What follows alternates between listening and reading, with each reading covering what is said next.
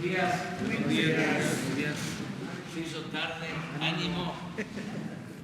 Es que se alargó la reunión de seguridad, muchos temas, pero ya estamos aquí.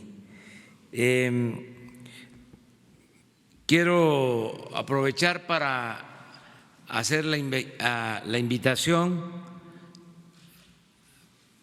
con motivo de la subasta que se va a llevar a cabo el domingo sobre residencias, ranchos que se van a vender para utilizar fondos en beneficio de las comunidades pobres de México. Todo lo que se recaude en la subasta del domingo se va a destinar a comunidades, municipios de la montaña de Guerrero. Esto para que los que participen sepan que además de adquirir un bien, van a estar haciendo el bien, es decir, van a estar ayudando a quienes necesitan apoyo por la situación de pobreza y de marginación que padecen. Entonces, recordar que es la subasta el domingo, pasado mañana, en Los Pinos, para propiedades confiscadas. Son casas, residencias y ranchos. Esa es la invitación. Y comentarles que estuvimos ayer en Tapachula con el presidente de El Salvador y sobre este acontecimiento importante va a informar Marcelo Ebrard y también les van a informar, Marcelo va a informar a todos los mexicanos sobre cómo va el plan para cumplir los acuerdos que se suscribieron con el gobierno de Estados Unidos, cómo se va avanzando en la comisión especial que se creó para atender el flujo migratorio, ordenarlo, proteger derechos humanos, impulsar actividades productivas para crear empleos en comunidades de origen de los migrantes, la atención a albergues, en fin, todo lo que tiene que ver con este asunto. De modo que le damos la palabra a Marcelo Ebrard y posteriormente, si hay preguntas, las respondemos. Con su permiso, señor presidente. Buenos días.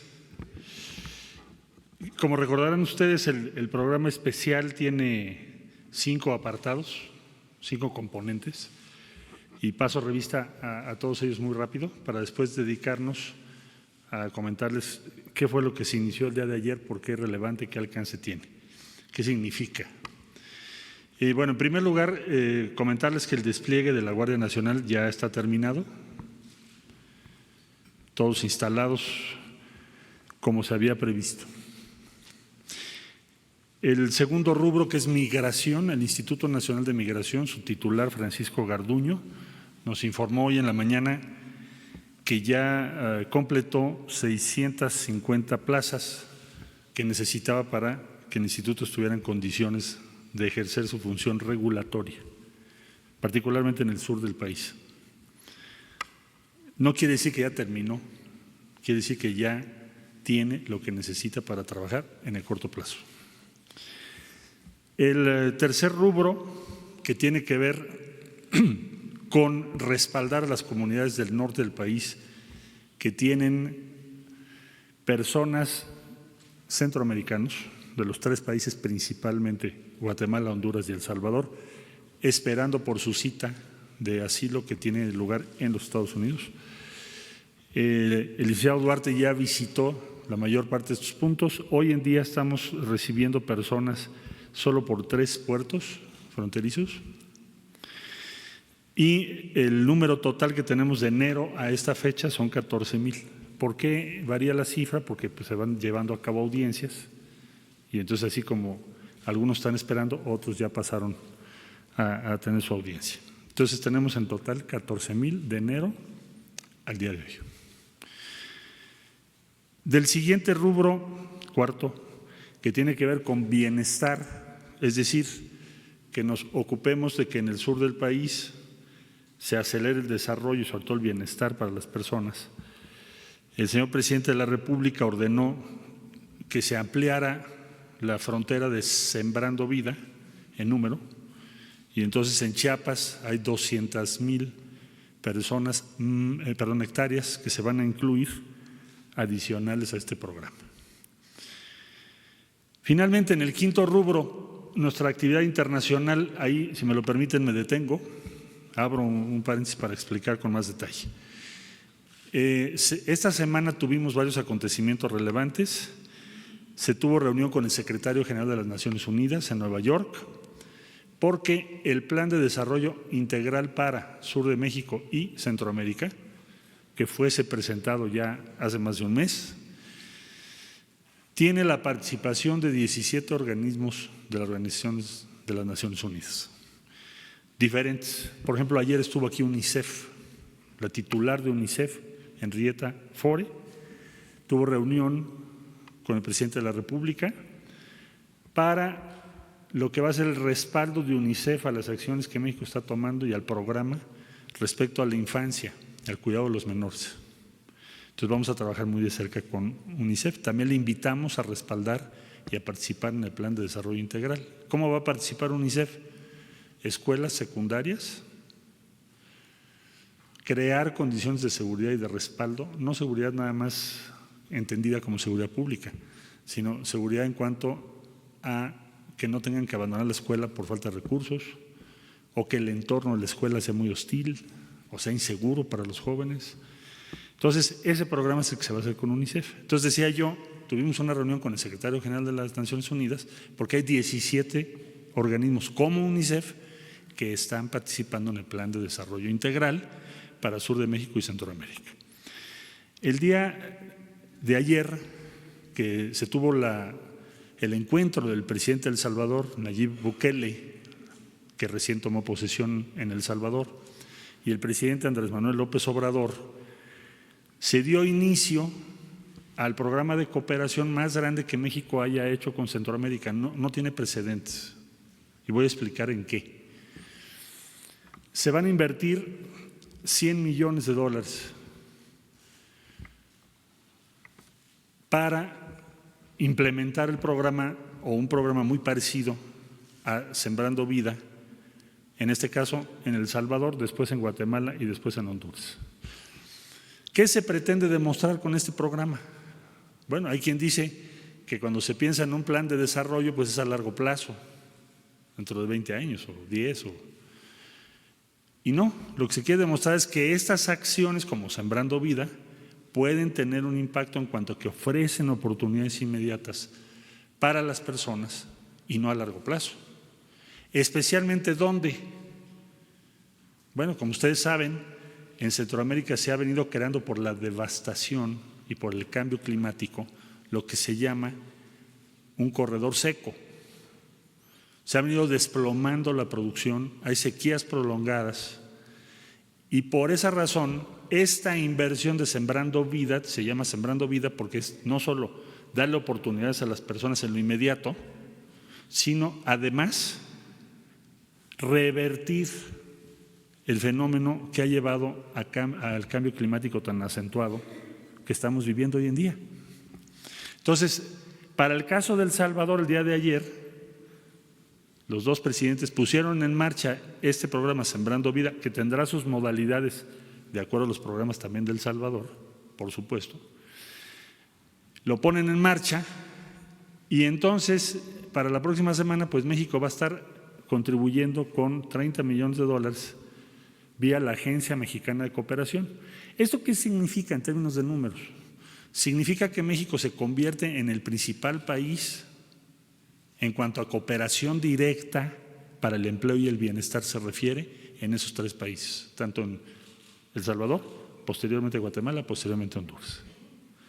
Subrayo eso. ¿Por qué es el principal país que está haciendo eso?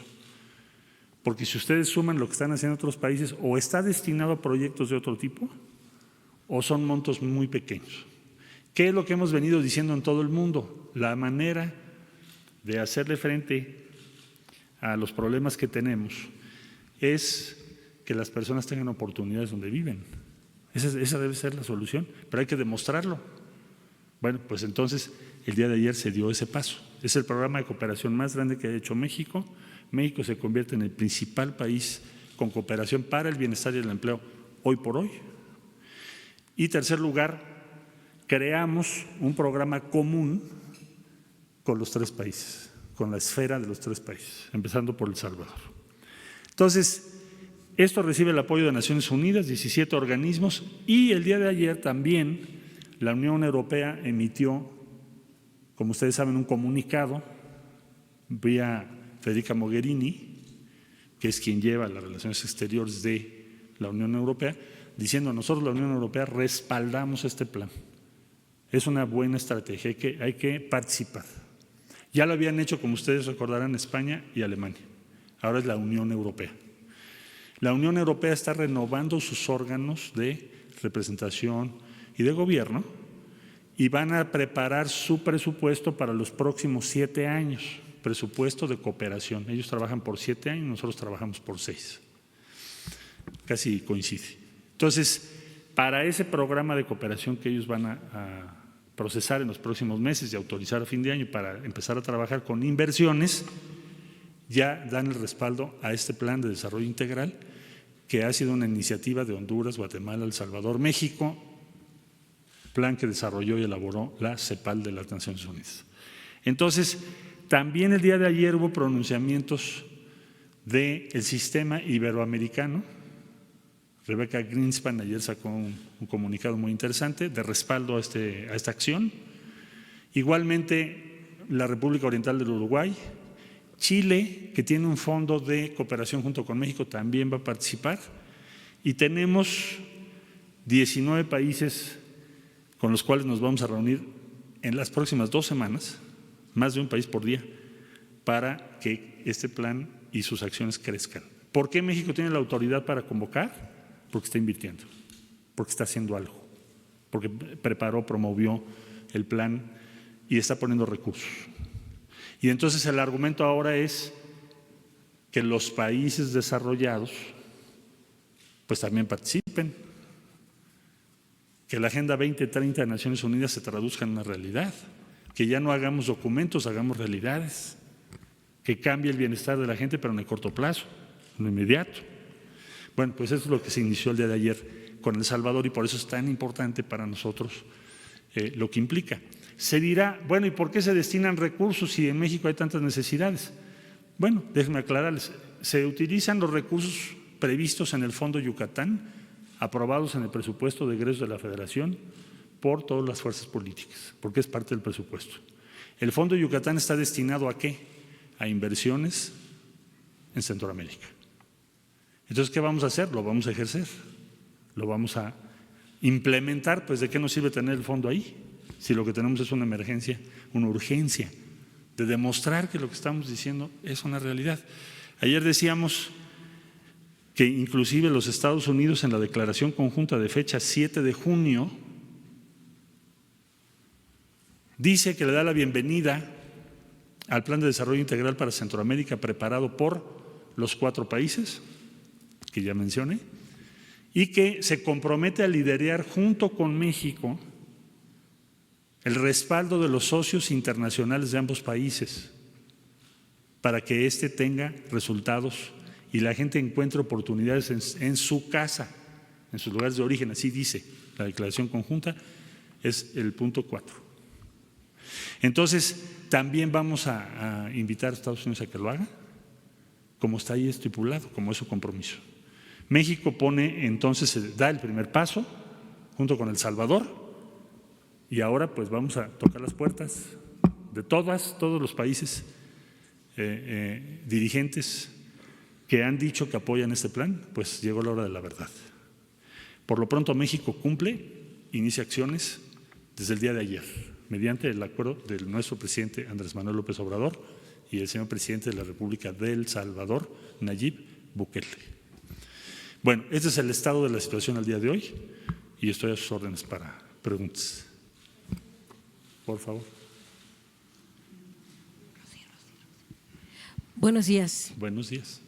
Rocío Méndez, Noticias MBS. Canciller, ayer en la primera entrevista que da el presidente Trump a una línea hispana, una cadena hispana, advierte que le gusta el estilo del presidente López Obrador, que le gusta su perfil y que esperaría reunirse con él. Yo le pido su opinión a usted al respecto de esta reacción positiva a las acciones que se están llevando a cabo de acuerdo a esta entrevista que dio, y también le pediría al presidente López Obrador si nos da su reflexión al respecto. Él convoca al presidente López Obrador para reunirse próximamente. Gracias.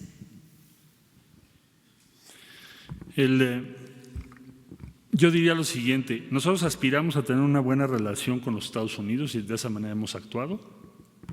Pensamos que el diálogo siempre tiene mayor eficacia que otros medios.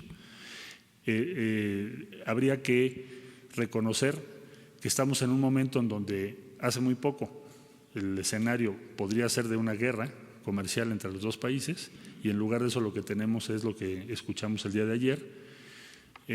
Puedo decirlo, señor presidente, no, pero yo se lo puedo decir, que tenemos por fortuna, nuestro presidente, el presidente de la República, es uno de los presidentes con mayor respaldo en el mundo y por supuesto que a otros presidentes les gustaría reunirse con él. Vamos a valorar eso, vamos a tener comunicaciones en los próximos días, pero yo diría que en primera instancia lo vemos positivo. ¿Qué queremos? Pues tener una relación de respeto y una buena relación con nuestro vecino. Eso es lo que aspira México y que se respeten también nuestras posiciones.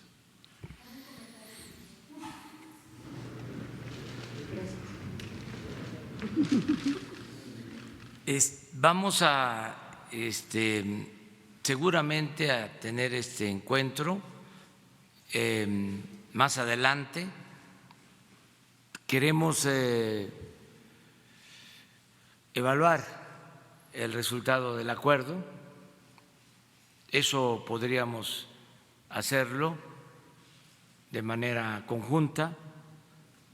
Hay un tiempo, son 3 meses, ya llevamos 15 días, nos faltan 2 meses y medio. Y desde luego que sí, podría darse este encuentro. Lo que siempre hemos sostenido es de que vamos a tener buenas relaciones con todos los gobiernos y con todos los pueblos del mundo y en especial queremos tener buenas relaciones con el gobierno de Estados Unidos, con el presidente Donald Trump y estrechar nuestros lazos de amistad con el pueblo estadounidense. Agradezco pues las expresiones del presidente Trump, del primer ministro Trudeau, también en el sentido de que respalda la política que se está implementando en nuestro país. He tomado ya la decisión de no asistir a Japón, a la cumbre de los 20 países de más desarrollo, pero vamos a estar representados, vamos a estar muy bien representados. Va a estar en Japón Marcelo Ebrard, secretario de Relaciones Exteriores, y Carlos Ursúa, secretario de Hacienda. Yo voy a quedarme en México porque estamos consolidando todo el proyecto de desarrollo, de bienestar, y tenemos también el compromiso de informar el día 1 de julio. Vamos a informar a los mexicanos en el Zócalo y por eso en esta ocasión no voy a asistir a ese encuentro. Pero sí vamos a procurar estas reuniones bilaterales, estos encuentros, en el caso especial con el presidente Donald Trump y con otros mandatarios, con otros presidentes, jefes de Estado del mundo. Yo he sostenido siempre, con todo respeto a los internacionalistas, con todo respeto a los diplomáticos, que los admiro mucho, porque con la política diplomática se pueden resolver conflictos. Sin embargo, he sostenido que la mejor política exterior es la interior, que si estamos bien en nuestro país, vamos a tener siempre el respeto en el concierto de las naciones. Es decir, si en México hay bienestar, hay paz, hay felicidad, vamos a tener el reconocimiento de otros pueblos y de otros gobiernos. Por eso, en esta etapa inicial es probable que no salga al extranjero, solo a este tipo de encuentros que se puedan presentar, a pesar de las dificultades, de lo complejo de las relaciones con el gobierno de Estados Unidos. Ha habido de parte del presidente Trump voluntad para alcanzar acuerdos. Eso lo tengo que reconocer. No fue un asunto menor lo que se pretendía, el cobrar impuestos, el cobrar aranceles a mercancías, a productos de México que se venden en Estados Unidos. Era 5% y luego irlo incrementando ese impuesto hasta llegar al 25%. De aplicarse esa medida, iba a ocasionar un daño. Hay quienes opinan que teníamos como opción hacer lo mismo, incluso nosotros teníamos pensado también responder de esa manera, pero se dejó para después, como una segunda opción, como un plan B, siempre buscamos el diálogo para llegar al acuerdo y creo que fue lo mejor. Desde luego, siempre es lo deseable y lo posible, como en cualquier negociación. Creo que fue buena la negociación, el acuerdo, y así lo ve la gente. Ahora que estuve en el Bajío, pues muchos me expresaron que había sido buena la negociación.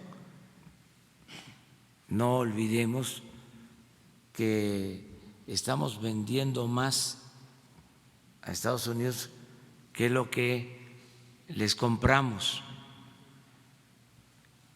y en los últimos tiempos se ha desarrollado la industria destinada al comercio exterior. Estamos hablando, por ejemplo, de la industria automotriz, de las industrias de autopartes que generan muchos empleos en México. Todo eso se iba a perjudicar. La Nissan en Aguascalientes, sus 2 plantas, de toda la producción, el 80% de los automóviles los venden en Estados Unidos. Y esto no solo tiene que ver con la industria automotriz, tiene que ver también con productos del campo que se venden en Estados Unidos. Estamos hablando de un superávit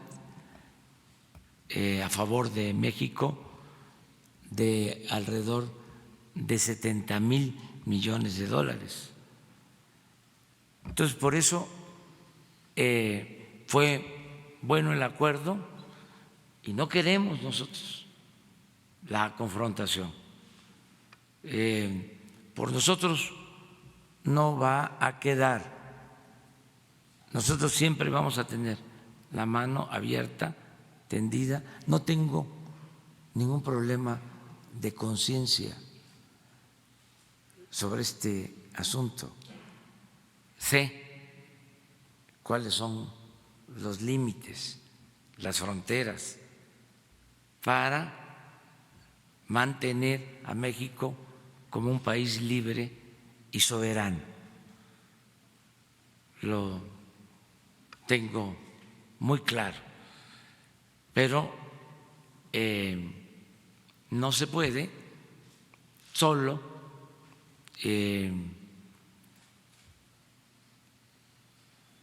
gobernar con el discurso, con la carga que todos traemos de nuestras ideologías. Tenemos que gobernar el país entendiendo las realidades, la geopolítica, entendiendo de que hay que actuar con juicio práctico. La política es el equilibrio, entre otras cosas, entre principios y eficacia. No se puede hacer política solo con principios, como tampoco se puede hacer política solo buscando la eficacia y sin principios. Es el equilibrio, ¿sí? Y hay fronteras, uno sabe hasta dónde se puede llegar. Entonces, fue muy bueno el acuerdo. El día de ayer se inauguró un método nuevo, distinto, para enfrentar el fenómeno migratorio. Es una luz, lo dijo Marcelo muy bien, que se enciende desde México, desde Centroamérica, para alumbrar en todo el mundo, porque siempre el tema migratorio era tratado con medidas coercitivas, clausurando, cerrando, sellando fronteras y con el uso de la fuerza. Ahora vamos a atender las causas, vamos al origen del problema. ¿Por qué la migración? ¿Qué acaso la gente sale de sus pueblos por gusto? No, sale por necesidad, sale también muchas veces por la inseguridad, por la violencia. Nosotros hemos sido muy respetuosos de lo que sucede en otros países, pero a veces se olvida de que el fenómeno migratorio está relacionado con pobreza, está relacionado con inseguridad, con violencia, está relacionado con la falta de democracia, con autoritarismo. Entonces, si no se atienden esas causas, pues no se resuelve bien el problema o el fenómeno migratorio. Entonces, ese es el enfoque, es la vía mexicana la que se está poniendo en práctica.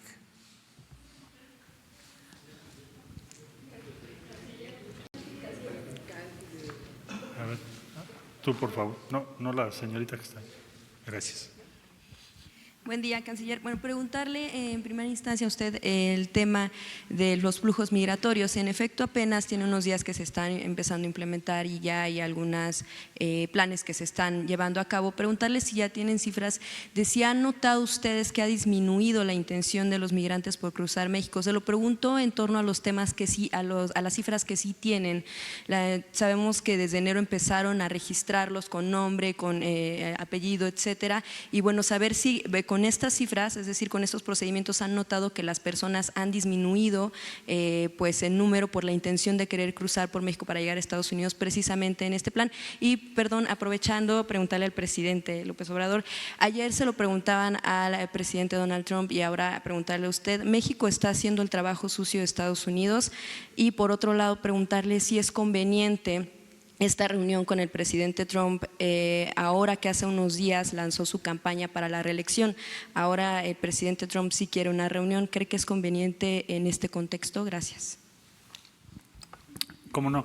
Bueno, si les parece, vamos contestando las preguntas y las preguntas que se tengan al presidente, pues las hacemos después. Voy a contestar lo que usted me dice respecto al flujo migratorio. Mire, los indicadores que tenemos nos dicen que hay una preocupación de la red de tráfico de personas por las acciones que se han venido tomando. Señaladamente, por ejemplo, la detención, descubrimiento, hace apenas una semana, por lo menos una semana, de pues 8 cajas secas, que así se denominan, con 4 tractocamiones, con casi 800 personas, de los cuales menores de edad son 150. Entonces, ¿qué se hizo en este caso? No solo, bueno, liberar a estas personas que iban en una caja que incluso pueden perder la vida o tener problemas de asfixia, eso evidentemente. No, también se presentó ante las autoridades jurisdiccionales a los responsables. Entonces, eso marca un cambio en respecto a lo que se hacía antes. Lo que se hacía antes era, bueno, pues ya los migrantes, se dice rescate porque van en ese tipo de transporte, imagínate el riesgo que tienen. Entonces, ya rescatados, entonces unos se regresan, una parte muy importante se regresan a sus países. Pero no se procesaba el traficante. ¿Por qué traficante? Porque imagínate poner en riesgo a todas esas personas. ¿Qué tal si no los descubre la Policía Federal en Acayucan y se van hasta Reynosa? ¿Quién sabe qué habríamos descubierto? ¿Qué desastre humano hubiéramos encontrado ahí? Entonces, se está judicializando a esas personas. Se está investigando a los propietarios, porque esos propietarios son parte del negocio. Pero nada más falta que digan que los trailers ellos no saben dónde estaban, ¿verdad? O para qué se usaban. Entonces le están cobrando a las personas $3,500. Y como decía yo el otro día, si pagas 5,000, entonces tienes derecho a 2 veces tratarlo de pasar por estas vías, ¿no? Entonces, me parece que la diferencia cualitativa está en la no tolerancia a las operaciones de los traficantes, que incluyo, y ayer fue parte de la conversación con la UNICEF. Lo que más nos llama la atención son las actividades de estos traficantes de personas respecto a los menores. Eso sí lo hemos notado en todas las referencias respecto al flujo que me preguntabas. Es decir, el número de menores no acompañados, quiero decir que no son parte de la familia, ha ido creciendo, creciendo y creciendo y creciendo. Entonces, uno de los objetivos principales de todo lo que estamos haciendo es impedir que ese tráfico siga ocurriendo. Y ese tráfico no se puede negar, es un hecho. Es la violación más grande de los derechos humanos que puede haber y ocurre en nuestro territorio. El otro día alguien me preguntaba, oiga, ¿pero qué ustedes con esas detenciones no están violentando derechos?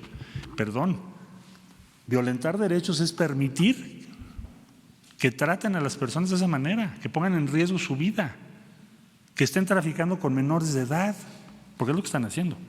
Entonces, creo que en ese sentido es muy claro que en la medida que eso se está judicializando, presentando ante las autoridades jurisdiccionales, siguiendo las investigaciones, viendo sus redes de financiamiento, que son miles de millones de dólares al año, pues nada más hay que hacer la suma. Si son $3,500 o 5,000, saca un promedio, digamos que cada persona paga $4,000, y con los números que tenemos, cuando menos estamos hablando de un flujo de 1,200,000, lo multiplicas por $4,000 y ¿cuánto te da? Casi $5,000 millones. Es una fortuna increíble. Entonces, eso sí está teniendo un efecto, pero eso ya llegó para quedarse. No es una política que va a durar unas semanas. México va a actuar de esa manera consistentemente en contra de esas redes de traficantes. Ahora, ¿qué es lo que ayer se inició? Digamos, ¿cuál es la contraparte? Bueno, que realmente les ofrezcas alternativas en sus lugares de origen a quienes quieren migrar, que no estén en la obligación de migrar. Además, todos los riesgos que tienen en México van a llegar a Estados Unidos, cuya política actual es la que ustedes conocen. O sea, ¿cómo se llamó todo eso? Por riesgo para las personas. Entonces, por eso es muy importante ofrecerles alternativas en sus lugares de origen. Y por eso es muy importante que México haya puesto el ejemplo con la inversión que hizo. Si la Unión Europea nos ayuda, y sobre todo Estados Unidos y Canadá, entonces sería un programa enorme. Digo, si es proporcional a la economía de cada país.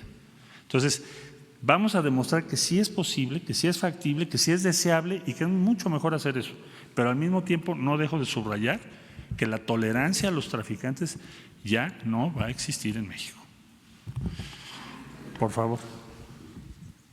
Buenos días, canciller. Alberto Rodríguez, CDP Noticias. Sobre tráfico de personas y la cifra multimillonaria, el otro día usted mencionó que el dinero, parece que las transacciones se llevan a cabo en Centroamérica o ya en Estados Unidos, pero parece inverosímil que en un territorio como México, donde está lleno de grupos de crimen organizado, no tengan una tajada del pastel. Seguro que sí. Y en ese sentido, ¿cuál es la estrategia, si es que la hay, para hacer frente a las bandas de tráfico de personas en México?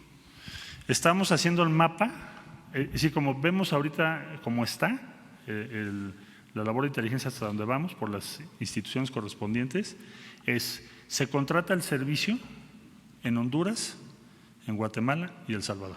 Ahí se contrata. Se paga una parte importante de ese servicio porque si no, no te mueves de ahí. No sabemos exactamente el porcentaje, pero suponemos que cuando menos la mitad, cuando menos. Luego, el tránsito por México ya tienen que tener socios que son los dueños de los trailers o de los autobuses, domicilios, puntos de recambio, o sea, hay toda una red en México, claro que sí. Y lo que tenemos detectado es lo que se paga de comisión. Por ejemplo, de los trailers del otro día, del sábado pasado, estimamos que es más o menos unos, digamos, entre el 10 y el 15% de lo que es la ganancia que van a tener. Por ese número de trailers, con ese número de personas, calculamos del orden de poco más de 64 o 65 millones de pesos. Entonces, nada más de eso, aplícale el 10-15% y ese es el dinero que se queda en el camino. Y estamos conscientes que están desarrollando toda una red que explica el crecimiento. O sea, ellos van en Honduras, van a Guatemala, te tocan la puerta.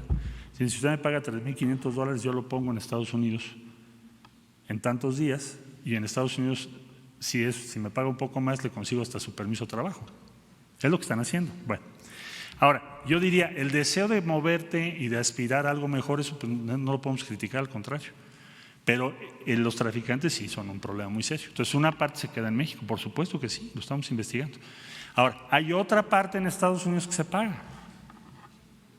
En pocas palabras, este es un tráfico, el tráfico de personas, en donde tienes promotores, logística de transporte, manejo de recursos importantes financieros y, por supuesto, sitios logísticos para llegar, cambiarte, ponerte en otro camión, etcétera, etcétera, etcétera. Entonces, todo eso se está investigando ahorita y la primera judicialización relevante es la de esos trailers. Es la primera, pero no es la única. Hay otras judicializaciones, porque ya vimos que también hay un transporte más caro que se hace en suburban. Te pueden transportar en suburban y eso cuesta más caro. Ahora, mucha gente no quiere comentarnos mucha información porque los amenazan, pero de todas maneras vamos a avanzar. Hay varios trabajos periodísticos muy importantes, independientes, que confirman lo que estoy diciendo. Las cifras son parecidas a las que se han encontrado en reportajes independientes. Entonces, la instrucción que nos dio el presidente es, bueno, esto no lo podemos permitir, estos traficantes están poniendo en riesgo a miles de personas, están traficando con menores de edad y están haciendo un gran negocio a costa de todos ellos, de todos los migrantes. Una y una, ¿no? Tú aquí. Yo quisiera preguntarle, señor, Ahorita voy a contar. del programa, ¿cuánto tiempo va a durar? ¿Qué tiempo y cuánto es la cantidad? Dice 30 millones de dólares. ¿Qué salarios? ¿Qué tiempo? ¿Qué población? Y si tienen algún otro programa que sí dé garantías para de cooperación. Un empleo, sí, temporal. Digo, un empleo ya permanente para esos países. Gracias. El programa Sembrando Vida, como ya ha sido explicado y presentado en México, tiene los objetivos que describí. Pagas 5,000 pesos para que cada persona, 2.5 hectáreas, para que haga dos cosas. Siembran maderables. Sembrar maderables tiene dos efectos. Acumulas patrimonio a mediano plazo. Hoy en día el precio de la caoba, por ejemplo, es más alto que muchos bienes manufacturados. Es de lo más caro que hay por la escasez que se tiene. Es una madera preciosa y como esa hay muchas otras. Bueno, entonces, maderables. Y otra parte son frutales, que son más de corto plazo. Entonces son 2.5 hectáreas. Tienes a la persona que va a trabajar su propia tierra, porque ese es el punto, no se trata de pagar nada más jornales, se trata de que la tierra de la cual eres propietario, como vas a poner maderables, pues vas a tener más patrimonio. Entonces son 50,000 hectáreas en El Salvador, 200,000 Chiapas adicionales, 50,000 en El Salvador y son 20,000 familias las que van a participar en este programa. Para darte una idea, las 20,000 familias salvadoreñas son muchas más de todos los retornados salvadoreños de México a su país en lo que va de este año. O sea, son más, estamos como a 9,500 los retornados. Y lo que México va a apoyar al mes son 20,000. Entonces, ese es el objetivo que se tiene, es que estas personas puedan estar en sus lugares de origen y encuentren una solución en sus lugares de origen, pero eso empieza ya, no es dentro de quién sabe cuántos meses. Había una pregunta ahí atrás, te dejé. A ver, déjeme ver cómo le he planteado la pregunta. Desde el Grupo Contadora ha habido muchísimos intentos de apoyar el desarrollo. Estaba el plan Tuxtla, el plan Puebla-Panamá, sí, el proyecto Mesoamérica y por último el sistema de integración centroamericana, ¿usted se acuerda? ¿Qué va a ser diferente? Durante esos planes se invirtieron millones de dólares y México contribuyó en esa inversión en Centroamérica y al parecer con muy magros resultados. ¿Qué hace diferente este plan y qué experiencia retoma de estos intentos en los que se invirtieron grandes cantidades de dinero y no hubo resultados, al menos en materia migratoria, ni de desarrollo, ni de equidad, de crecimiento en Centroamérica? ¿Qué falló? Sí. ¿Falló Centroamérica? ¿Falló el plan? ¿Falló la articulación? ¿Falló México? ¿Qué se retoma y qué se desecha? Sí, revisamos todos, ha habido diferentes experiencias, de hecho datan de tiempos, vamos a decir, desde el siglo XX, primeros años después de la Revolución Mexicana, que se empezaron a hacer esfuerzos de cooperación con Centroamérica, de diferente tipo. Yo no diría que fallaron todos, porque sería injusto, hubo varios intentos o programas que tuvieron éxitos en su momento, pero ¿qué es lo que sería diferente? Primero, no estaban diseñados para lograr un impacto a corto plazo. La mayor parte de los programas o planes eran sobre infraestructura a mediano plazo. Primera diferencia. Aquí la meta es tener un impacto ahora y otros quizá dentro de algunos años. Segundo, el volumen de recursos que se destinó nunca fue suficientemente importante en su orden de magnitud o en su alcance o en su concentración para cambiar las circunstancias. Ahora lo que estamos haciendo, ¿qué es? ¿Qué sería la diferencia? Decirle, a ver, Unión Europea, Japón, Estados Unidos, Canadá, en vez de que cada quien tengamos un programa de cooperación que en sí mismo no cambia las cosas, pueden ser buenos proyectos, pero en sí mismos por su magnitud o amplitud no cambian la realidad, pues mejor sumemos el esfuerzo. Entonces lo que vas a ver en los próximos meses, semanas y meses, es una concentración del esfuerzo en programas parecidos para lograr una masa crítica suficiente para cambiar la tendencia, porque si no, no la vamos a poder cambiar. Es decir, si no ofrecemos empleo a gran escala en el corto plazo, no va a tener impacto. Van a ser pequeños esfuerzos que no tienen un efecto suficiente. Entonces, tenemos que concentrar el esfuerzo en regiones en donde tenemos claramente identificado que hay un problema serio, particularmente en áreas rurales, no solo, pero particularmente, y ahí vamos a concentrar el esfuerzo no solo México, sino otros países. Y por último, México nunca destinó la cantidad de recursos que nosotros vamos a destinar en este gobierno, como parte del esfuerzo. O sea, sean los cambios principales. Voy a este lado. Acá. Sí. Muchas gracias, Naja Catán de Bloomberg.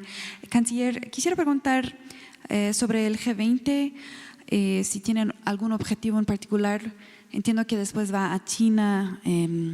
Quisiera ver si hay una negociación ahí, una intención de una negociación de un acuerdo de comercio o algo así.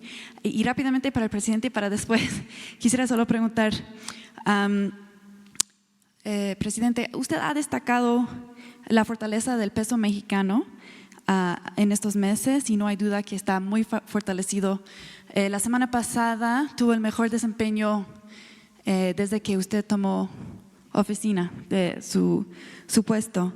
Pero también la economía, según algunos analistas, está acercándose a una recesión. Según algunos analistas, incluyendo el subgobernador de Banxico, Jonathan Heath, las tasas de interés se mantienen muy altas. ¿Debería considerarse el Banco de México esta situación y el crecimiento en sus decisiones de las tasas, una que viene la semana que entra? Muchas gracias. Muchas gracias. Sí, sobre G20, ¿Qué objetivos tenemos principales? Bueno, en primer lugar, agradecer a Japón su importante participación y conducción de la reunión que va a tener lugar este año. La agenda que se ha logrado es muy interesante, muy atractiva. México, en términos de lo que va a plantear, vamos a ir con unas instrucciones precisas por parte del señor presidente de la República de qué es lo que queremos decir en el tiempo que tenemos disponible, porque como es este tipo de reuniones, ¿cuánto es tu tiempo disponible? Tienes dos tipos de ejercicios, las plenarias, donde las intervenciones son de 3 a 5 minutos, porque si no, no da tiempo, y las bilaterales, que son las reuniones con cada uno de los países. Entonces vamos a hacer los dos tipos de participaciones, la plenaria y las bilaterales. ¿Qué cosas vamos a decir? Bueno, pues vamos a presentar la visión de México. La concentración del ingreso a nivel global ha seguido aumentando. Cada vez los más ricos son más ricos. Y aunque se ha reducido la pobreza, tenemos una desigualdad enorme en el mundo. El cambio climático sigue avanzando, nos preocupa muchísimo. México contribuye a generar, o la huella de carbono de todo nuestro país no alcanza el 2% del problema. Y estamos tomando muchas acciones. Entonces queremos que el esfuerzo sea proporcional al tamaño del problema que cada quien genera, ¿no? Bueno, ese tipo de cosas son las que vamos a plantear. Pero me ha dicho el presidente que las instrucciones las vamos a llevar por escrito y las vamos a comunicar por escrito y se las vamos a dar a conocer a ustedes por escrito también, en un ejercicio de transparencia. Y el presidente un poco más tarde va a hacer sus comentarios. Bien, por favor. Hoy se cumplen 124 años que el general Francisco Morazán, hondureño, planteó a Centroamérica como una república centroamericana. El gobierno mexicano lo concibe así en su negociación. Ahora que va a China, ¿cómo piensa el gobierno mexicano revertir el déficit comercial con la República Popular de China? Y también se cumplen hoy más o menos 16 años de que usted fue nombrado subsecretario de Relaciones Exteriores y el canciller Víctor Manuel Camacho Solís le giró a usted instrucciones para diversificar la política exterior mexicana. Frente a Washington y de cara a un proceso presidencial el próximo año, ¿México piensa así o la apuesta es hacia el Partido Republicano y la reelección del presidente Trump? Bueno, son muchas cosas, pero déjame, me concentro en lo que entendí que es lo principal. Nosotros tenemos reunión de alto nivel con varios países en torno al G20, también con la ONU, y después dada la proximidad geográfica, tenemos la reunión de alto nivel con China. China y México tienen un grupo de alto nivel instituido desde hace varios años y nos reunimos una vez al año. Entonces la reunión va a ser el día 1 y 2 de julio, después de la reunión del G20. La agenda es muy amplia en cuanto a relación económica, relación entre los dos países y desde luego la daremos a conocer con anticipación para que ustedes la tengan con todo detalle. Es una reunión que hemos preparado con mucho cuidado y se las vamos a comunicar con toda anticipación. Entonces, saliendo del G20, tenemos la reunión alto nivel con China, efectivamente. Ahora, diversificación, por supuesto que es un esfuerzo que tenemos que hacer todos los días y vamos a continuar en eso. En buena medida, eso depende de nuestros éxitos comerciales y económicos. Por ejemplo, con Europa, hoy nuestra prioridad con la Unión Europea es la ratificación por parte del Parlamento Europeo de la modernización del acuerdo comercial que tenemos ya, que ya se había negociado desde la administración anterior y que significa que podemos aumentar nuestra presencia económica en Europa. O lo que hace muy poco acompañamos por parte de la Cancillería, que fue la denominación de origen del tequila en la Unión Europea, que es un hecho muy relevante para México. No porque no se vendiera, sino porque teníamos muchas falsificaciones del tequila. Entonces, la identificación del tequila por sí mismos como el champán ya tiene un alto valor. Entonces, eso para México significa un incremento de su presencia económica en Europa relevante. Entonces, los esfuerzos de diversificación estarán presentes todo el tiempo y es una muy alta prioridad mexicana, claro que sí. Allá hasta atrás, la señorita de lentes, por favor. Bueno, sí. Le estamos dando mayoría de género. las preguntas. Gracias. Buenos días, presidente y canciller. Shaila Rosagel, de Grupo Gili, periódico El Imparcial, Frontera y Crónica. Canciller, le quiero preguntar sobre el tema del norte. Si ya tienen un estimado, ahorita dijo que eran 14,000 los migrantes que están esperando asilo en 3 puntos principales en el norte del país. En estos 3 meses, ¿cuántos migrantes se calcula que van a esperar asilo? Y también en qué ciudades serán los principales puntos donde se van a concentrar en el norte del país. Y sobre los recursos, ¿cómo va a apoyar la Federación a los gobiernos locales, a los municipios en cuanto a los albergues que están saturados allá? Si se van a habilitar nuevos albergues del gobierno federal para estas personas, o sea, ¿cuál es el proyecto? Y nada más para el presidente, para más tarde, sobre lo que le pregunté antier de la carretera 4 carriles, si ya solicitó informes sobre la conclusión de la carretera en Sonora. Muchas gracias. Gracias, bueno, un saludo a Sonora. Diría yo lo siguiente muy brevemente. Horacio Duarte presentó hoy su reporte de esta semana. Como decía yo, en total tenemos 14,000 al día de hoy. Y él va a ir con cada una de las ciudades fronterizas que tengan esta circunstancia, determinando qué tipo de apoyo necesitan, pero lo que importa es que tenemos que estar con ellos, tenemos que estar ahí. En algunos casos nos han pedido que apoyemos albergues que ya existen, no que hagamos nuevos albergues. En otros casos nos han pedido que apoyemos con recursos para el municipio. En este caso, por ejemplo, Tijuana nos ha pedido eso. Y tienen razón, es algo que hay que hacer. Entonces, el licenciado Duarte va a estar pendiente de eso, y si usted quiere yo le doy los datos para mayor precisión respecto a Sonora, que es su pregunta. Por favor. Mayoría de género. Gracias. Bueno, gracias. Bueno, tocando un poco el punto que estaba hablando mi compañera, el día de ayer tuvimos contacto con representantes del gobierno de Baja California y están preocupados porque cada día son expulsados más migrantes de Estados Unidos que llegan a Tijuana y Mexicali. Se encuentran sin el enlace con el representante del gobierno federal. Ayer quisimos tener contacto precisamente con Horacio Duarte y no lo hemos logrado. Mi pregunta es, ¿cómo va a ser la logística para que llegue esto? Porque bueno, están preocupadas las autoridades. Gracias. ¿Sí te refieres al presidente municipal? No. Al Estado. Al gobernador. Al gobernador. Bueno, Yo le pido a Horacio que establezca contacto. Sí, porque yo lo busqué, lo buscamos y no hemos tenido contacto. Claro. Muchas gracias. Sí. No, sí, él tiene que hacerlo. Esa es muchas gracias. La obligación era tú. Por favor. Muy buenos días, señor canciller. Ramón Flores, de Los Ángeles Press. Señor canciller, no olvidemos que es delincuencia organizada que migró del robo de Huachicol al secuestro de migrantes. Desde la masacre de San Fernando no se ha hecho nada. Mi pregunta es, ¿se podrá legislar la ley para endurecer las penas contra los traficantes de migrantes? Muchas gracias.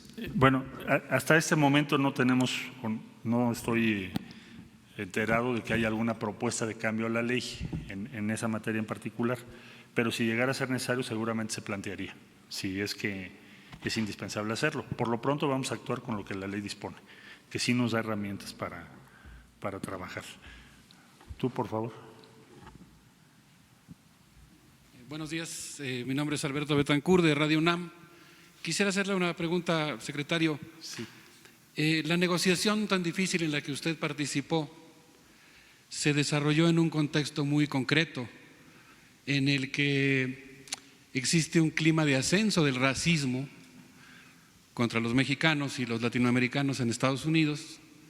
Hay un proceso de elecciones en ese país y pues la negociación se inició a partir de una amenaza realizada por el presidente de Estados Unidos. Entiendo muy bien la difícil circunstancia en la que estaba el gobierno mexicano porque tenía que actuar con responsabilidad, con cuidado. Pero quería yo hacerle una pregunta. Lo que pidió el gobierno de los Estados Unidos es ilegal. Es ilegal porque lo estaba pidiendo en el contexto en el que estaba vigente el Tratado de Libre Comercio. Y en ese contexto está prohibido establecer aranceles. era inmoral también porque ligaba el tema del comercio con el tema de la migración y porque además, en caso de cumplirse, iba a implicar quitarle derechos a los migrantes centroamericanos que van a tener que esperar su solicitud, la respuesta a su solicitud de asilo en México sin tener acceso a los abogados especializados que tendrían en Estados Unidos.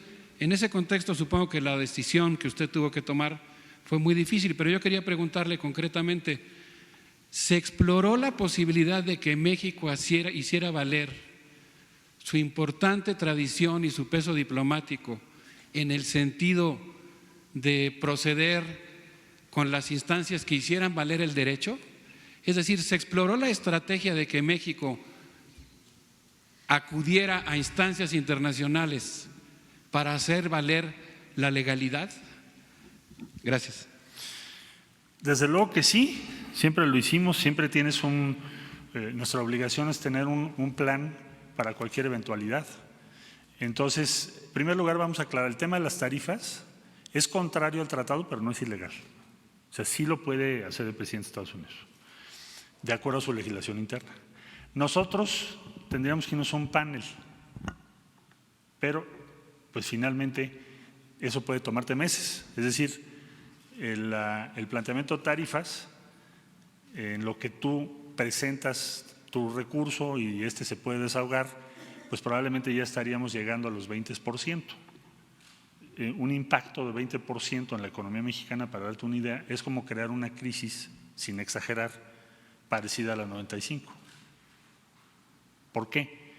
Porque lo que vas a provocar son dos cosas. No es nada más lo que es muy pesado, que es, digamos, como el impuesto. Yo decía el otro día, para magnificar eso, o entenderlo, es como si te subieran el IVA de 16 a 25 en una semana o en 2 semanas.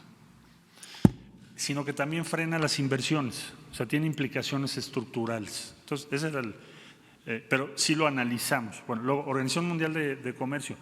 Tampoco está claro que la Organización Mundial de Comercio pudiera tomar alguna acción en un plazo razonablemente corto. Dentro de Estados Unidos se podría, bueno, alguna de las empresas afectadas, no el gobierno de México, es decir, dependes de otros.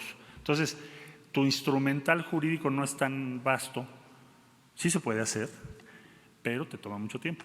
Entonces tienes que asumir el costo. Ahora, la pregunta de fondo aquí es, ¿podemos llegar a un entendimiento y una coexistencia? Pues esa es la mejor tradición diplomática mexicana, ¿no?, con Estados Unidos. Es decir, México lo que hace es siempre buscar el diálogo, buscar que el tiempo sea a favor de México, maximizar las ventajas relativas y lograr el mejor resultado posible en cada ocasión. México es un especialista en las relaciones con uno de los países más, bueno, en este caso con el más poderoso del mundo, y digo especialista porque si revisas la historia de México, ha sido una historia diplomática muy exitosa. Yo diría que hoy avanzamos en cuanto a que se hizo un plazo, cambió el tono de la confrontación a una situación donde se está procurando que pudiera haber alguna reunión. No quiere decir que ya ganamos, pero el otro camino que teníamos es muy distante que logres una instancia jurídica. Si la tuviéramos en el corto plazo cambiaría tu escenario, pero eso no lo tienes. Ahora, México tiene que estar listo para todo. Claro, eso no lo voy a estar anunciando que vamos a hacer, ¿verdad? Pero estamos preparándonos cada vez mejor. Y también te quiero decir otra cosa que nos llamó mucho la atención y que es importante. La amplitud de quienes coinciden en interés con México también es muy grande en Estados Unidos, es mucho mayor que antes. ¿Por qué? El 15% de la economía de Estados Unidos depende de la relación con México. Es decir, si tú tienes un conflicto con México, el daño que va a tener la economía de Estados Unidos es ya del 15%, ya no es el 2%, ya no es el 5%, y ese 15% está concentrado ¿en dónde? En primer lugar en Texas. Texas tiene un comercio con México más grande que el comercio de Japón con Estados Unidos, para que nos demos una idea del tamaño. Entonces, si tú entras a un conflicto comercial, también lo cierto es que hay muchos estados de la Unión Americana que no lo van a ver bien, muchas empresas que se saldrían afectadas en Estados Unidos, obvio la automotriz, pero también quienes producen granos. Entonces, eso empieza a ser también un factor importante en la relación entre los dos países. Es un límite es lo que yo llamaría un límite a la confrontación, un límite objetivo a las posibilidades de confrontación. México tiene un límite, el 80% de nuestra economía está vinculada a la de Estados Unidos, pero Estados Unidos también tiene un límite porque el 15% de la economía más grande del mundo depende de la relación con México. Entonces, ¿qué estamos haciendo? Pues procurar que esos límites sean los que nos lleven a reducir las posibilidades de una confrontación. Esa es la estrategia. Por favor. Buen día, Hans Salazar de ZMG, Grupo Político y Zócalo Virtual. Canciller, de la reunión que se tuvo, el encuentro que se tuvo el día de ayer con el presidente de El Salvador, supongo, y lo mencionó, pero ¿hay fecha para la reunión ya con el presidente de Guatemala, el presidente de Honduras, que son estos tres países en los que se está enfocando el plan? Con el presidente, igualmente se llevarían a cabo en similar forma en Chiapas, o cuál sería la ruta. Es decir, ya se tienen pláticas con ellos, ya se ha mencionado aquí por parte de usted, pero ya hay fechas al respecto, ya hay una ruta establecida, ya concretamente vienen estos momentos y rápido hacia los demás países de Centroamérica que no están concretamente en este plan de manera directa, pero considero que sí tendría la importancia de tener esa relación y ese contacto para poder reforzar, si se puede decir de esa manera, esta gran vía mexicana, como se ha mencionado por parte del presidente. Sí, desde luego que estamos en comunicación, pues todo el plan se elaboró junto con ellos, con los gobiernos de Honduras y Guatemala, y se tiene programado que este programa entre en esos dos países. ¿En qué modalidades y fechas? Pues es un diálogo entre dos partes. Por ejemplo, Guatemala tiene ahora su proceso electoral, van a segunda vuelta, entonces probablemente lo más sensato sea esperar a que se tenga su elección y entonces ya se pueda, en el proceso de transición, como se hizo con el presidente Bukele, se pueda dialogar o conversar con quien resulte triunfadora o triunfador en la segunda vuelta y empezar ya que tomen ellos posesión. Parece que eso es lo más sensato. Y en el caso de Honduras estaremos en comunicación los próximos días para saber cuándo se puede hacer una reunión de trabajo. En cuanto a la Centroamérica, el resto de Centroamérica, bueno, vamos a empezar, primero hay que empezar, y después vamos a ir extendiendo las acciones. No necesariamente van a ser las mismas acciones en otros países. Por ejemplo, el ingreso per cápita de Costa Rica es muy alto, igual el de Panamá, son dos países que están creciendo por encima de la media, entonces tienen otra circunstancia diferente, pero sí estamos en un diálogo con ellos en otros temas. Ahora con las Naciones Unidas estamos preparando lo que sería un sistema regional de gestión migratoria, y ahí estamos invitando a Panamá, ahí vamos a invitar a Costa Rica, vamos a invitar a varios países. ¿Por qué razón? Porque somos parte, ¿no?, entre varios países. Muy bien. Si les parece, dos más, por favor. Lentes, sí. Las dos tienen lentes. Bueno, entonces unos lentes y luego otros lentes. Bueno, primero unos. ¿Qué tal? Buen día. Canciller, ¿nos podría precisar a partir de cuándo ustedes están tomando, de qué día, el inicio de este programa emergente de 90 días? Y sobre todo, si continuará y de qué manera, porque como usted lo señala, las redes de tráfico pues sería prácticamente improbable que se eliminaran en 3 meses. Y segundo lugar, la Secretaría de Gobernación señaló ayer que pues tenemos las puertas abiertas para los migrantes que deseen incorporarse al país, pero no así si desean utilizar a México como tránsito para llegar a Estados Unidos. Entonces, evidentemente estamos viendo que hay una contención en Golfo, Istmo y Frontera Sur para detener a los migrantes. Dijo el comisionado ayer de Migración que son casi 1,200 por día en estos últimos días. ¿Qué se va a hacer al respecto? ¿Se va a regresar incluso un poco a lo que se hizo la administración pasada de una fuerte contención en el sur del país? ¿O qué se espera, insisto, una vez de que concluya el acuerdo al que ustedes alcanzaron con Washington? Gracias. Bueno, hay varias cosas que estamos haciendo que llegaron para quedarse, ya no están sujetas a un programa temporal. Menciono algunas. En el fondo del asunto, ¿de qué se trata? tienes que tener un modelo regulatorio en la frontera sur. Es decir, la frontera implica que tú puedas registrar a las personas que entran a México. Puede haber varios motivos. Hay personas, por ejemplo, en Guatemala que vienen a México de compras.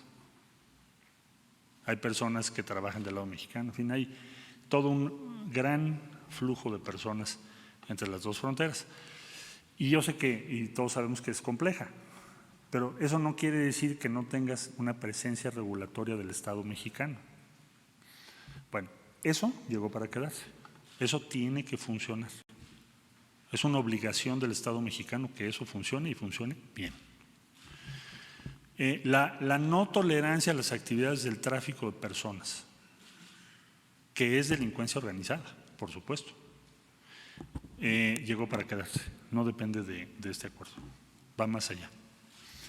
Las acciones de México con Centroamérica que acabamos de explicar, pues llegaron para quedarse. Se inicia una nueva etapa en donde la cooperación mexicana, pues ahora México es el principal país en materia de cooperación con El Salvador, lo será con Guatemala y lo será con Honduras. Entonces llegó para quedarse. La integración, la atención en las ciudades del norte, no solo por esta circunstancia ahora, sino que debemos estar presentes permanentemente para apoyar sus albergues, para que tengan mejores condiciones, por ejemplo en Ciudad Juárez, o en Tijuana, o en Nogales. Entonces eso llegó para quedarse también.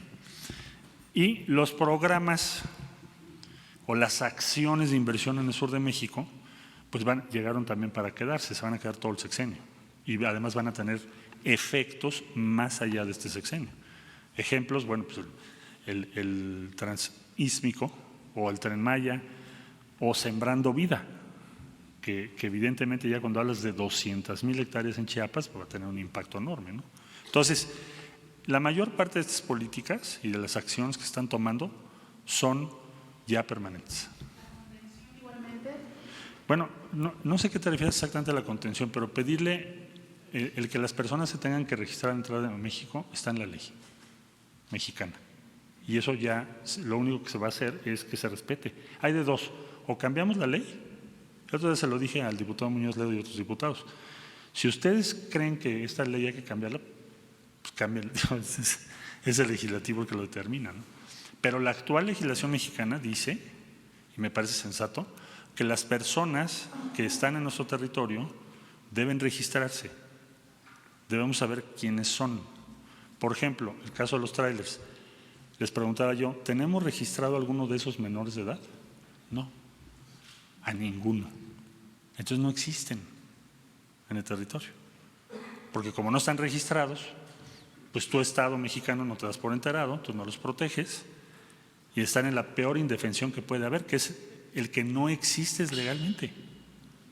Entonces, lo que queremos hacer es dar caminos legales, regulares, para la presencia de personas en nuestro país. Ahora, ¿a qué se refería la Secretaría de Gobernación? El asilo en México, pues el asilo no lo vamos a restringir. México tiene una gran tradición de asilo. Si una persona nos pide asilo, que está regulado en la ley, es muy raro que México lo niegue, el asilo. El asilo tiene en la ley sus consideraciones. El refugio, tenemos un aumento de peticiones de refugio. Se va a fortalecer a la Comar, que es una comisión muy pequeña, que tiene muy poco presupuesto. Ya el presidente ordenó que la fortalezcamos. Las solicitudes de refugio también la ley dice qué es lo que tienes que hacer con las solicitudes de refugio. Lo que no va a seguir pasando en México es que seamos un país de tránsito anónimo en manos del tráfico de personas. Eso es lo que ya no se va a poder. Dos más, si me permiten, para… ¿Estabas tú? Sí, por favor. Gracias, canciller. Buenos días, Stephanie Ochoa de ADN 40. Me gustaría saber de estos 70 millones de dólares que no se van a entregar a Centroamérica de manera inmediata, ¿cuántos van a corresponder a una contratación de línea de crédito con el Banco Interamericano de Desarrollo y cuánto corresponderá a estos 19 países que ya mostraron su respaldo? Bueno, el total de lo que va a invertir México, decía yo que son alrededor de 100 millones de dólares, distribuidos en los 3 países. Los 30 millones de El Salvador pues se estarán ejerciendo a partir de la semana que entra. Es un esquema de cooperación no crediticio. Cuando dices crédito, normalmente se excluye lo que es empleo inmediato. Entonces, por eso no es crédito, es una aportación directa. Y eso pues ya se inicia la semana que viene. Respecto a los países que estamos invitando a la comunidad internacional, es muy diferente lo que cada uno va a poner. Por ejemplo, la República Checa, que se va a integrar, nos dijo, a lo mejor nosotros no podemos poner millones de dólares, pero sí podemos poner todo el conocimiento que tenemos de nuestro sistema escolar, que es uno de los más avanzados del mundo. Entonces vamos a hacer un convenio y vamos a trabajar con ellos y nos van a mandar personal que nos va a apoyar en las actividades que estamos llevando a cabo. Entonces, Estonia es el país digital más avanzado del mundo. Nos dijo, bueno, ¿y por qué no nos dejan participar? Les ayudamos. No es que te vaya a mandar $1,000 millones, pero sí te puedo ayudar cómo hacer que tu programa Sembrando Vida vaya de la mano con la generalización del uso de Internet. Muy interesante, ¿no? Entonces, muchos países nos han dicho, yo puedo participar de esta manera. La Unión Europea nos dijo, nosotros estamos haciendo nuestro presupuesto y lo vamos a incluir, pero no sé qué monto van a incluir, eso lo van a decidir ellos. Se va a ir anunciando en las próximas semanas y lo vamos a ir dando a conocer conforme se vayan agregando diferentes países. Voy a poner un símil para explicar esto. La Alianza del Pacífico somos 4 países, pero hay 59 países observadores. En la reunión de Lima van a estar 59 países representados, que les interesa lo que estamos haciendo. ¿A qué te da derecho el observador? Pues a tener la información de qué se está diciendo y en su caso a decir, oye, yo quiero ser miembro, yo quiero participar. Entonces vamos a hacer lo mismo con esta iniciativa. Vamos a invitar a todos esos países que sean países observadores. En el momento que tú aportas, sea en especie o recursos, te vuelves miembro. ¿De acuerdo? Y lo vamos a ir informando. Bueno, 2 últimas, a ver allá atrás. ¿Sí?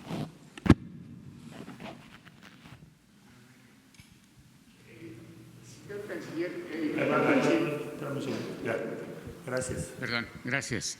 Considero que, como usted explicó, el esquema para las tarifas se está manejando muy bien. Sin embargo, estamos tratando con una persona que es como un gorila, que no sabemos si nos puede dar un trancazo con el brazo izquierdo o con el derecho, que es el presidente Trump. Entonces, el presidente Trump ya arrancó su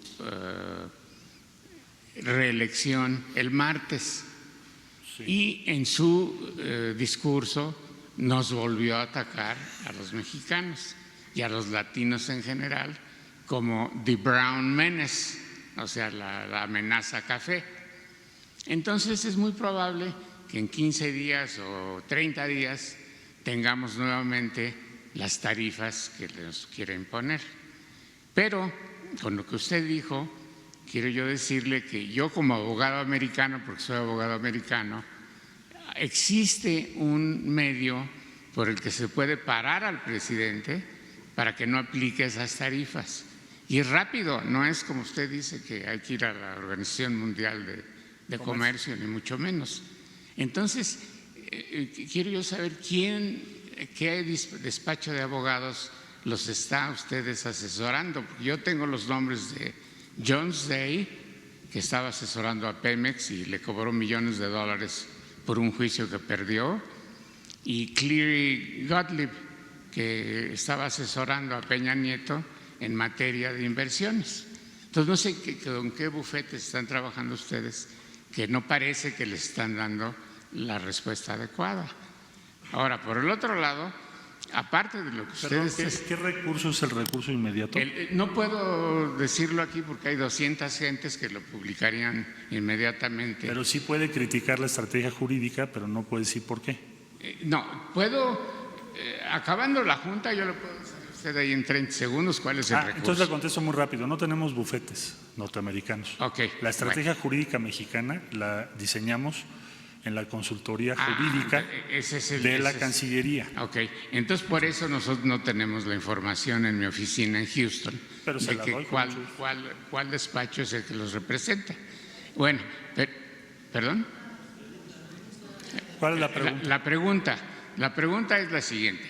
debemos de hacer varias cosas. Uno es que si vuelven las tarifas arancelarias, usar el recurso que yo le voy a decir a usted cuál es, en privado. Segundo, que necesitamos que el señor presidente, con su investidura de presidente, sí vaya al G20 y forme alianzas con nuestros socios para que, si nos ataca Trump nuevamente, tengamos esas alianzas que solamente puede hacer el presidente. Entonces la pregunta es ¿por qué el presidente no quiere ir? Ya explicó, pero yo creo que sí debe de ir. ¿Qué? ¿No hubo pregunta? Sí, no, él ya preguntó, sí, gracias y le voy a apreciar que su propuesta. Bueno, muy bien. Tú, por favor.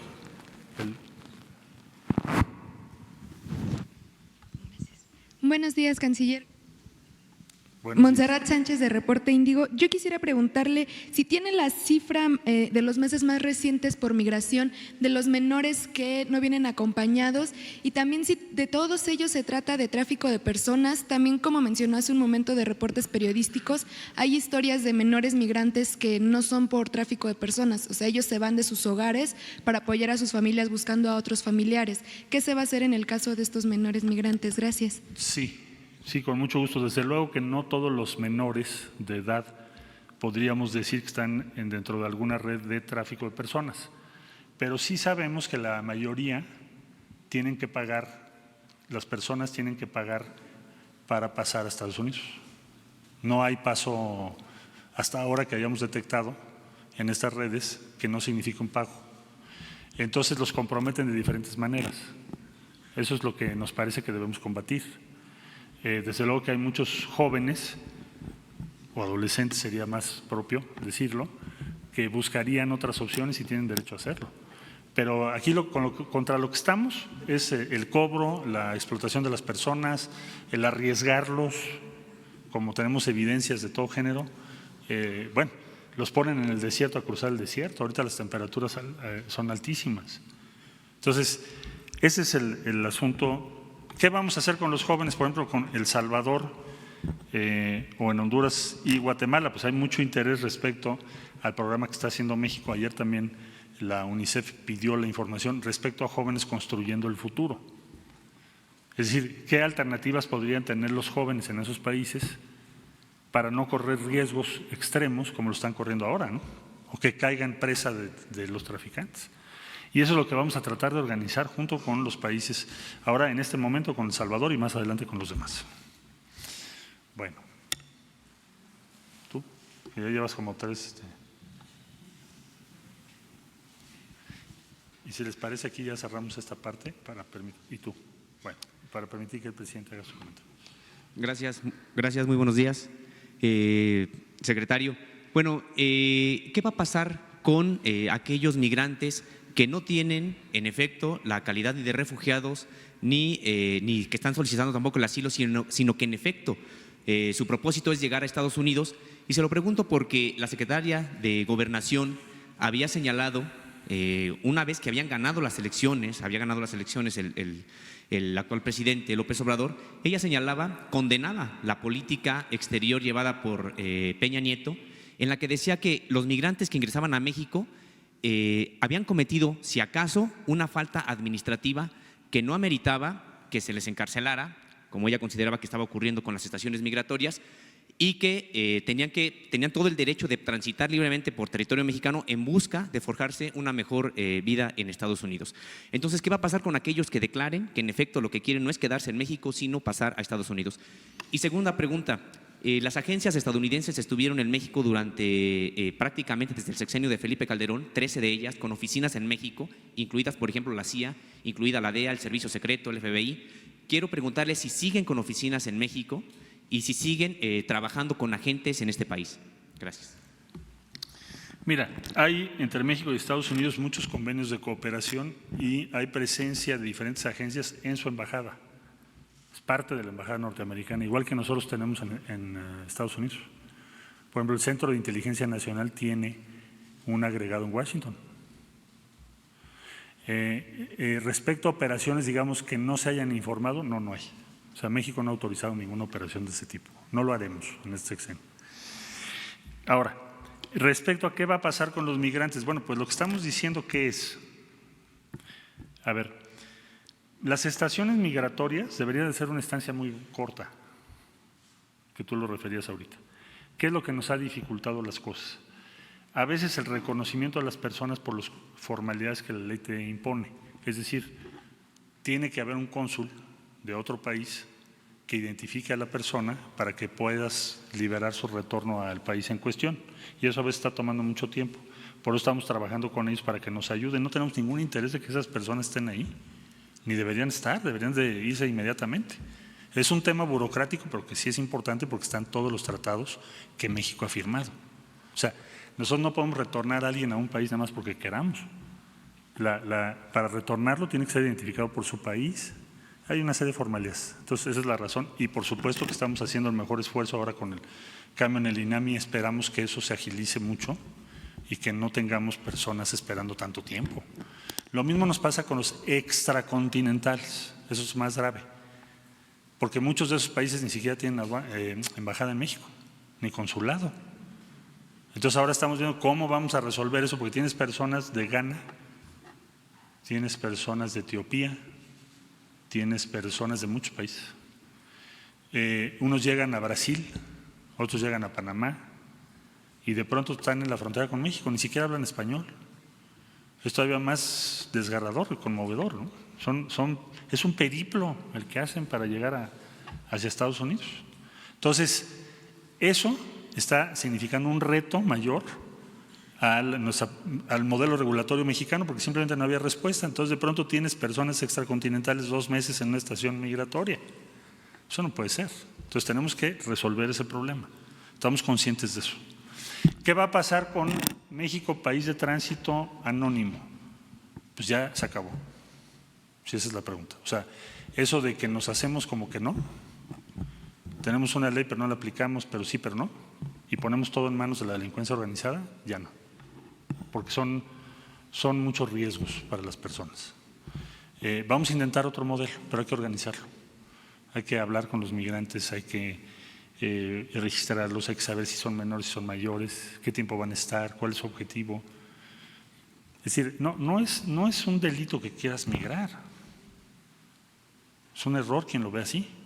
Pero sí tiene que haber una regulación en primer lugar para proteger a las personas. No puedes proteger a una persona que no sabes que está en el territorio. No queremos otro San Fernando. Eso es la última. Buenos días, Michelle Mejía de Multimedios. Preguntarle qué acciones están tomando al interior del Instituto Nacional de Migración, porque hay muchas denuncias de migrantes que funcionarios de este instituto les están pidiendo dinero a cambio de papeles para poder regularizar su situación aquí en el país. Gracias. El señor presidente de la República ordenó una investigación. Terminando la conferencia vamos a tener una reunión sobre eso, sobre el tráfico de personas. No le daría yo avance ahorita, pero sí sabemos que hay gente en diferentes dependencias o instancias que están metidas en el tráfico, de un modo u otro. Entonces, eso, pues no va a haber tolerancia a eso tampoco. Pues eso es parte del problema, no es parte de la solución. Conforme se vaya avanzando en las investigaciones, serán las autoridades competentes las que les van a informar, pero se van a tomar acciones, eso es indudable. Algunos. No, todavía no tengo el número, pero sí sabemos circuitos de corrupción que no se van a tolerar, no solo en la frontera sur, también en otros puntos de entrada, pero ya lo iremos avanzando, lo vamos informando, pero no va a haber tolerancia. Lo que importa es que tengas la decisión de no permitirlo. Entonces, es un hecho y no lo vamos a tolerar. Es la instrucción también que tiene el nuevo director del Instituto Nacional de Migración. Hay que ser eficientes y hay que erradicar la corrupción. No es posible que no podamos crear instituciones que garanticen el control de nuestras fronteras sin corrupción. Pues esa es como una meta esencial del Estado mexicano. Muchas gracias.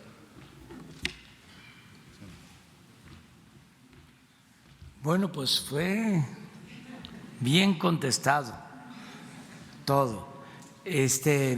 Nada más, miren, para concluir, porque vamos a Puebla están invitadas, invitados.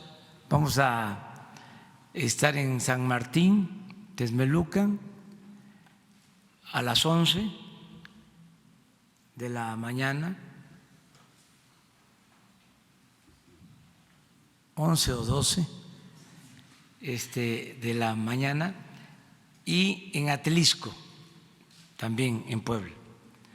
Mañana vamos a Yucatán, vamos a estar en Mérida y en Valladolid, mañana. Y pasado mañana vamos a Tulum, vamos a Playa del Carmen, y el lunes la reunión de seguridad y la conferencia de prensa va a ser en Cancún, el lunes, porque tenemos temas que tratar allá en Quintana Roo. Ese es el programa. Solo comentar que en el caso de la pregunta sobre la economía, ya ven que soy perseverante un poco, sigo sosteniendo que vamos muy bien en materia económica. No están en eso mis preocupaciones, están en otros temas y en uno en particular. Pero no es el tema económico, la materia económica, lo que me preocupa y ocupa. No es la economía, tonto. No, la economía va bien. El día 1 de julio voy a dar datos. Adelanto 3, 2 que tienen que ver con la política macroeconómica. Uno, el que hay control inflacionario. Eso no es poca cosa. Tenemos menos inflación y esto lo hemos logrado porque ha habido también control en los aumentos de precio de los combustibles. A ver qué dicen los expertos. Entonces, inflación controlada. La inflación es nociva.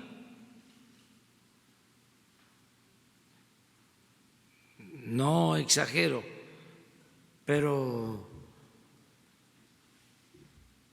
el predominio y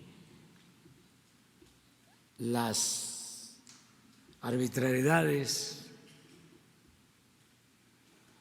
terribles de Hitler se produjeron a partir de que en el gobierno anterior había una inflación descontrolada.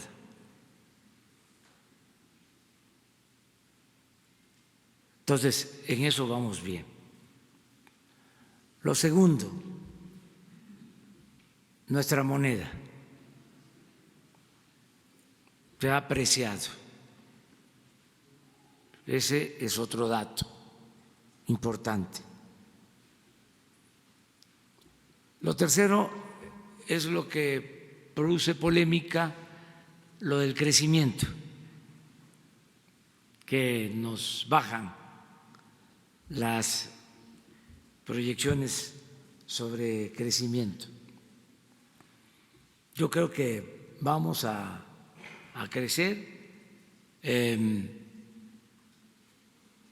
Aún con la disminución en las proyecciones, aceptando sin conceder, como dicen los abogados, que eso sea así al final del año, estamos hablando de crecimiento, poco, pero crecimiento, no es decrecimiento.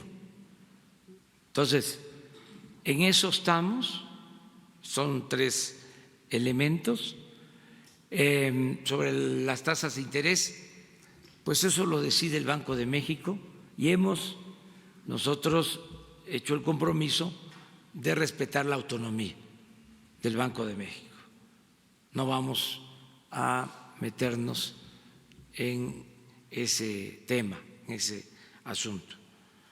Hay quienes atribuyen que las altas tasas de interés inhiben el crecimiento, pero ese es otro asunto, otro debate y corresponde a las funciones del Banco de México y queremos ser respetuosos con esas disposiciones.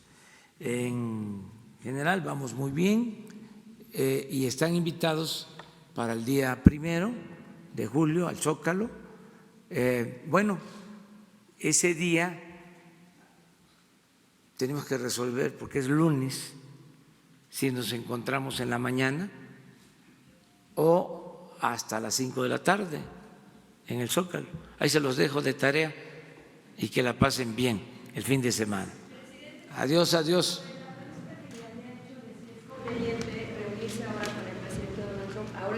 Ya lo comenté.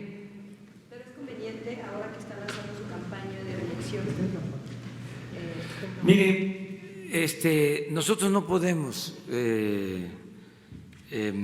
rechazar una invitación a entrevistarnos con un gobernante de cualquier país. No lo considero eso adecuado. No tiene que ver con la urbanidad política, con los buenos modales, con la diplomacia. Nosotros estamos dispuestos a dialogar. Nada más hay que ver el tiempo. Yo pienso que sería conveniente, si se da esta entrevista, que fuese terminando el periodo que se fijó, que sería como en septiembre. Creo que el acuerdo fue el 10. 7 de septiembre, a los 3 meses. Sí nos gustaría tener este encuentro, pero yo no fijo la agenda del presidente de Estados Unidos. Él es libre, es un gobierno soberano.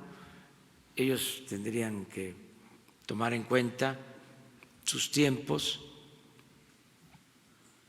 Mi recomendación respetuosa es que fuese en septiembre para evaluar esta primera etapa del acuerdo.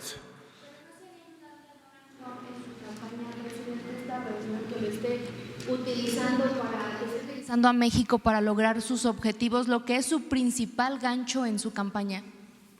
Mire, nosotros somos respetuosos de la política interna de otros países. Tenemos que apegarnos, ceñirnos al principio de no intervención y de autodeterminación de los pueblos, de modo que sabemos comportarnos. No vamos a meternos en la política interna de Estados Unidos ni de ningún país. A veces eso no se comprende lo suficiente Hace poco querían que nos pronunciáramos acerca de la situación de otro país y algunos no lo entendieron, pero es parte de nuestra política exterior, de la tradición de nuestra política exterior. Son principios fundamentales. La no intervención, la autodeterminación de los pueblos, viene desde la época de nuestro patricio, desde la época de Juárez. El respeto al derecho ajeno es la paz, eso es la no intervención. Entonces, por eso, si me dicen que hay la invitación y el interés de que se dé el encuentro, estamos nosotros en la mejor disposición de platicar, de conversar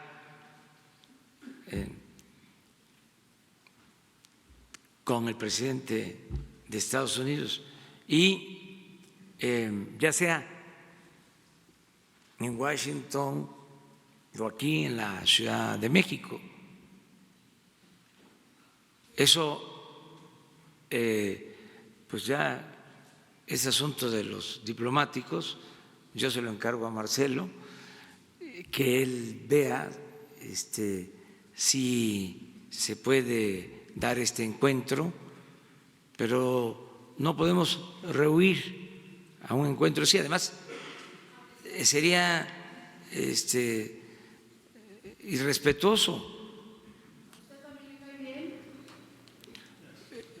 Ese es otro asunto. Yo lo que sí puedo comentar es que he notado que hay un trato respetuoso hacia mi persona y yo quiero que haya respeto mutuo. Y he notado también de que el pueblo de México, la mayoría de los mexicanos, no todos, desde luego, quieren que mantengamos una relación de amistad con el gobierno y con el pueblo de Estados Unidos. Una vez les recuerdo, y lo podría volver a hacer, a esos que no les gusta el método de la mano alzada, un día lo voy a hacer, a lo mejor hoy, preguntarle a la gente, a todos, es que somos distintos y en eso está la riqueza de México. Hay una gran diversidad, pluralidad, es un abanico de formas de pensar, muchas corrientes del pensamiento. Entonces, cuando uno tiene más trato con un sector, piensa que esa es la opinión general, que esa es la opinión pública.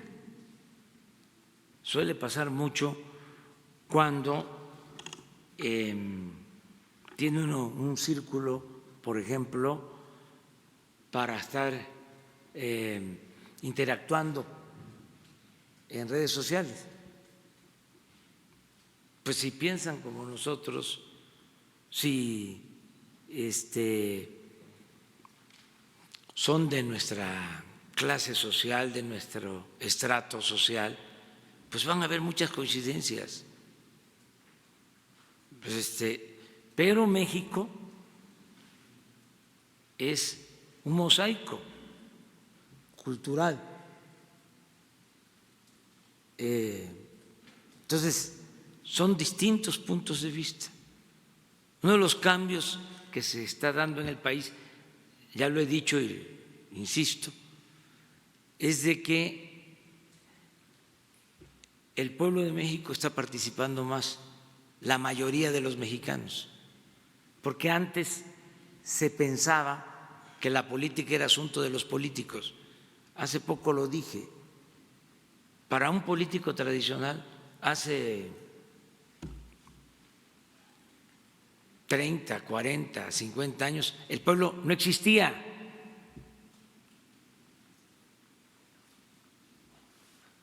Eran los políticos los que decidían.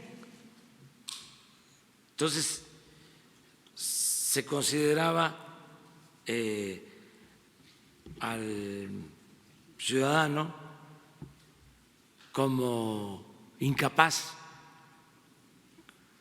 Eran para los políticos, los ciudadanos imaginarios, numéricos, cosas. Ya no. Ahorita la gente está participando mucho. Es un pueblo muy politizado. Nos dan clases. ¿De dónde me inspiro? Pues de las opiniones de la gente, recogiendo los sentimientos de la gente. Entonces es un pueblo sabio. Se burlaban de mí los expertos, los politólogos, los analistas, cuando hablaba del pueblo sabio. Pues el pueblo tiene un instinto certero. Entonces, en Poza Rica, en una asamblea, les dije, a ver, ¿qué opinan? ¿Quieren que yo les conteste al presidente Trump o que busquemos el acuerdo, la conciliación? Ya están las imágenes. No estaba la gente preparada para la pregunta. Llegaron a la asamblea informativa, todos levantan la mano, ahora sí que a mano alzada, lo cual es casi antidemocrático, casi un acto de autoritarismo, porque la gente no sabe cómo se va a hacer eso. Y la mayoría dice, no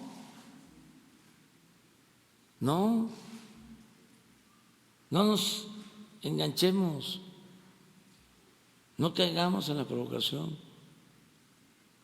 no nos metamos en asuntos internos.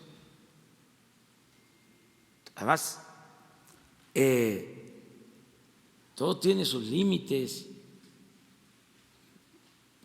El que se excede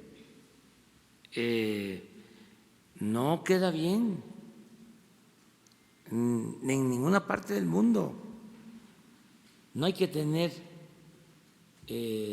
desprecio por los seres humanos, por las personas, en cualquier lugar.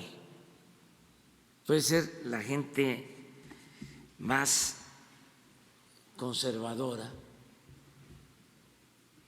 pero ante un absurdo reacciona. Sí hay límites, sí hay fronteras, todos tenemos que autolimitarnos. Entonces, buscar siempre la relación de amistad con los pueblos y con los gobiernos. Y eso no quita. Pues yo vengo de ser opositor, pero no solo en la etapa de juventud hasta ahora, no solo desde hace 40 años, y hay testimonios cuando se da a conocer mi expediente de la Federal de Seguridad, me encuentro cosas que ni sabía, que el finado Nazar Haro me investigaba desde 1978, 79. ¿Cuántos años tiene eso? 40.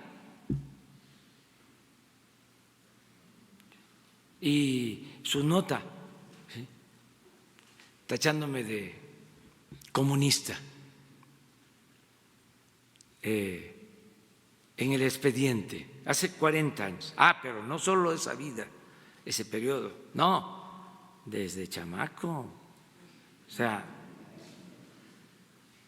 yo era como ustedes, como todos, sí. Ya ahora es otra cuestión, pero en mis tiempos, en mi generación, era a la salida nos vemos. Pues así era, ¿sí? Lee uno el libro de Ulises Criollo de Vasconcelos, y narra su vida, que es una autobiografía desde niño, y habla precisamente cuando vive como estudiante de primaria en Piedras Negras y iba a la escuela del otro lado, en Texas, y de los pleitos de niños estadounidenses con niños mexicanos, y cuenta algo que mejor se los dejo de tarea, o ya ustedes también han leído y lo saben, de esos pleitos, de cómo en una ocasión le tundieron fuerte y cómo otro mexicano le dijo de qué manera podía defenderse. O sea, era así. Bueno, pero esa es la vida que tenemos todos. Cuando se tiene una responsabilidad, pues ya no es lo mismo. No es saber, quítame la basurita, ¿no? Y vas a ver. No, la responsabilidad tiene uno que actuar con prudencia, con cordura. Está de por medio el país, no puede uno apostar a balandronadas, es otra relación, pero ya dije y repito, siempre hay fronteras, siempre hay límites, y yo voy a seguir buscando mantener una buena relación con el presidente Trump, y yo espero que quienes opinen distinto vayan comprendiendo de que por nosotros no va a quedar, nosotros no vamos a faltar el respeto a nadie, para que de esa manera nos respeten. Ayer leía yo la declaración de una embajadora de Estados Unidos en México, muy inteligente la señora, diciendo de que no es así o que va a fallar nuestra estrategia en cuanto a la relación con el presidente Donald Trump. Yo espero que tengamos éxito por el bien de los dos países, por el bien de Estados Unidos y por el bien de México. Muchas gracias. ¿La reunión podría ser en Palacio Nacional? ¿Usted lo invitaría a que venga a Palacio Nacional para esa reunión de sesión? Donde se decida, yo podría ir o invitarlo a que venga. ¿Usted preferiría que viniera? No, es un asunto de delicadeza, de diplomacia. O sea, no es imponer condiciones. Cada quien tiene su agenda, sus tiempos y en un buen ambiente de amistad se puede llegar al acuerdo de este encuentro. Lo que sí en el tiempo pienso que debería ser con motivo de la evaluación de esta primera etapa del acuerdo. Muchas gracias.